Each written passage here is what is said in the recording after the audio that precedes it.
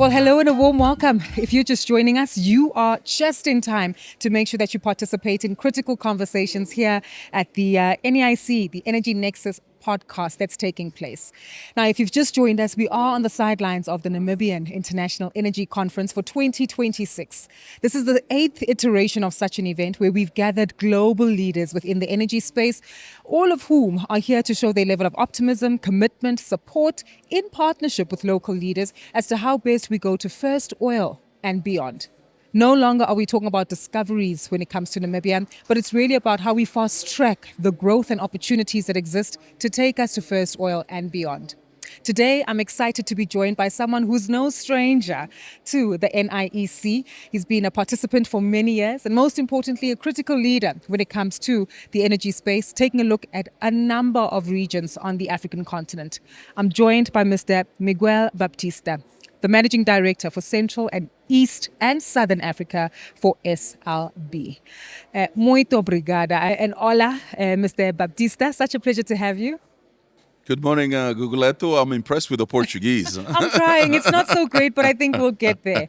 Absolutely. But maybe outside of the Portuguese, something that we're both passionate about is, of course, the energy space and just the support that you provide here. Yes. Let's just get your reflections on just the opportunities that exist in a market like Namibia when it comes to journeying towards first oil and beyond.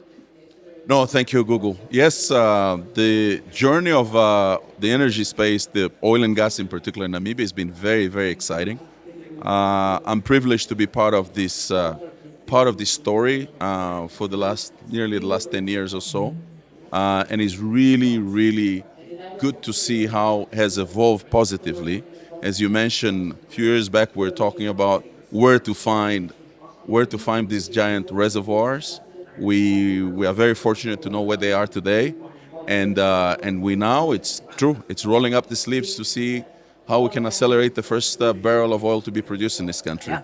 I think the journey is quite exciting. As you said, we have some of the biggest players in the space in Namibia. Mm-hmm. It's resource rich, but rather challenging as well. But I think the infrastructure, the players, the technology, it's here to take us to the next level. 100%. Yeah. Let's talk about technology because this has also been a key area of focus for you. How can technology be best adopted to actually fast track this journey to producing the first barrel of oil essentially in Namibia? No, thank you, Google. So from the perspective of SLB, we actually, 2026, we're celebrating a century of existence. So it's a very special year for us, really a year where we pride ourselves to be the trailblazers of innovation in the energy space, and technology has been playing a key role, especially in the case of very specific to Namibia. We know that the reservoirs, the prospects in the Orange Basin and the other basins that we drilled for that matter, has been in environments that are quite challenging.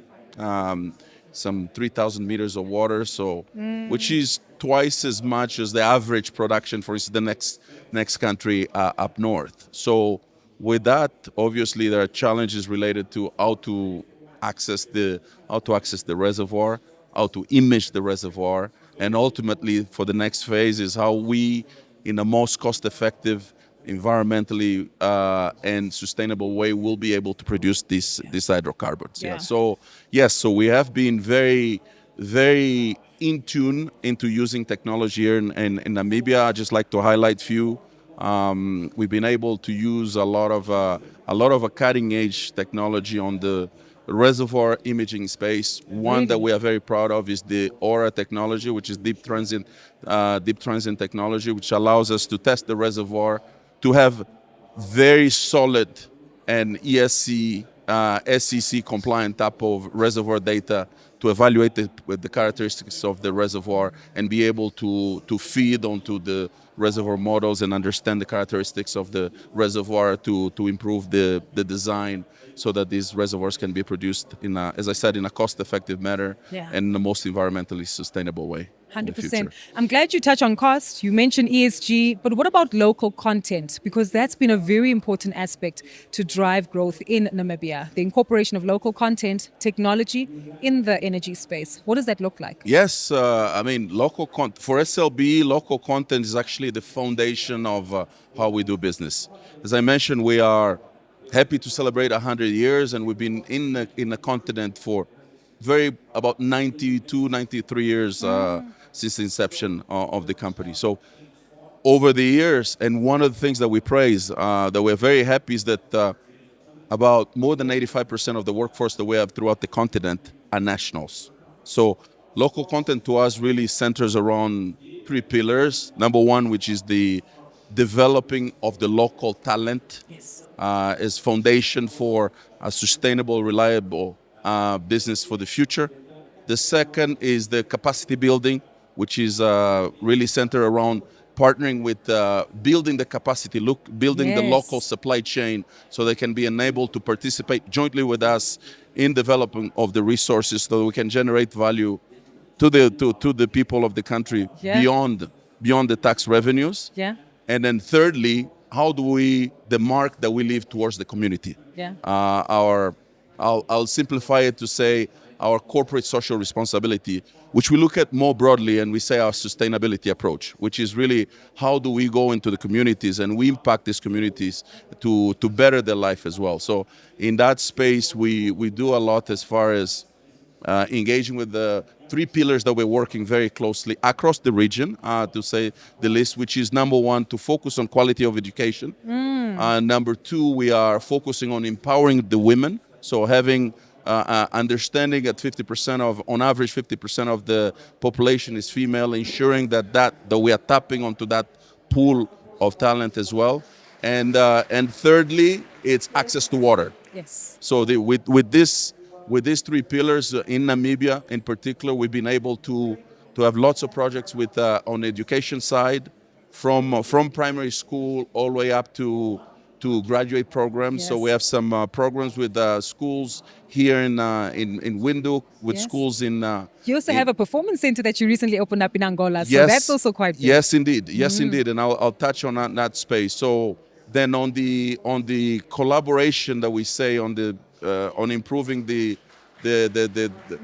education of the personnel, we have partnerships with the universities here in Namibia, with the NAST. So it's just an array of actions that we have. Yes, you touch on the performance center that we opened, which is really something that we are very happy and very proud of it, which is really this space, this genuine space of collaboration where we bring the great minds of the industry to our customers, ourselves, and the regulators to jointly work and address some of the most complex challenges that the industry is facing today. 100%.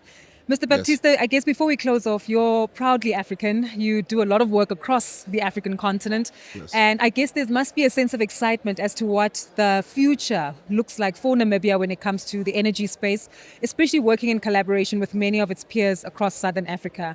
What excites you most about the journey to first oil, with Namibia at the center, but really contributing in partnership to the region's economic growth? Oh, I'm very excited. As I said, I've been involved with the industry in Namibia since 2018. So it's really a realization of a dream come true. From inception of drilling in a complete wildcat environment to having hitting the first discovery offshore in 2021 with Total. You know, the success of the multiple wells, more than nearly 40 wells that have been drilled ever since. And now having an eye at sight, having a high sight of when potentially the first oil will come. So as SLB, we are very proud to be part of this journey.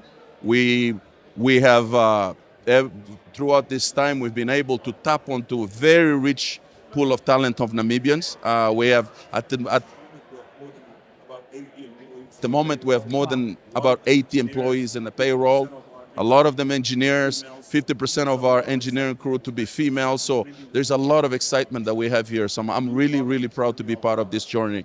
Being part of the journey of being able to train develop and Yeah. really get the first pool of Namibian engineers, technicians, and other specialties into the industry, to be able to partner with NAMCOR and with our customers to to address the technology challenges, to be able to partner with community, to work jointly with our customers to do social projects. So it's been a very exciting journey so far. And I'm really hoping that in the next decades to come will continue to be very flourishing. So we are looking forward to the future. And we've been here in country for about 50 years since the inception. So we're hoping that we can be here for the next one. Onwards and upwards, and really appreciate the contribution that you're making as well to the energy space, not just in Namibia, but throughout the region. Thank you again for your time this afternoon, Mr. Baptista. Thank you, Muito obrigada. Guguleto. De nada, and I'm looking forward to get some Portuguese classes from you. Oh, yes, I Thank can't you. wait. Okay. Fantastic. Appreciate it. Thank Well, you. at the forefront of growth and development, as you've heard, a big thank you to the Managing Director for Central, East and Southern Africa at SLB, Mr. Miguel Baptista.